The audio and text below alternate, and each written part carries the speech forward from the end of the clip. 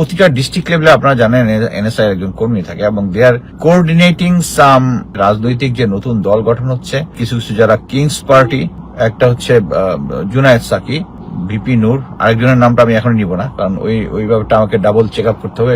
এই দুটা নাম এরা যে দল করতেছে, প্লাস হচ্ছে অন্যান্য যে সমস্ত নতুন দল হচ্ছে, এটার পিছনে এনএসআই ইজ সাপোর্টিং। এটা কনফার্ম হইতে হবে যে NSI is suppose to run by প্রধান উপদেষ্টা। এখন প্রেজেন্ট সিচুয়েশন, প্রধান উপদেষ্টা কি চাচ্ছে যে তার গোয়েন্দা সংস্থা, যাদের চার্টার অফ ডিউটি হচ্ছে প্রতিবেশী সম্বন্ধে এবং কাউন্টার ইন্টেলিজেন্স করা, তিনি কি চাচ্ছেন যে রাজনৈতিক দল কোনটা হবে, কাকে এনে কোন দলে জয়েন করাইতে হবে, এটা নিয়ে এনএসআই মাথা ঘামাক? This is not job NSI, এবং এনএসআই ইজ ডুইং ইট। এখন জেনারেল ফরিদ যদি বলে যে আমি এটা করতেছি না, তাহলে আমি বলবো হচ্ছে যে বাহিনীর উপরে তার ফুল কন্ট্রোল নেই। যারা রাজনীতিতে জড়িয়ে আছেন তারা এটা বুঝতে পারবেন যে লোকাল যে এনএসআই এর প্রতিটা ডিস্ট্রিক্টে যারা আছে, আমি অ্যাটলিস্ট 2টা ডিস্ট্রিক্টের পুলিশ এবং যারা রাজনৈতিক কর্মী তাদের মাধ্যমে কনফার্ম করেছি জিনিসটা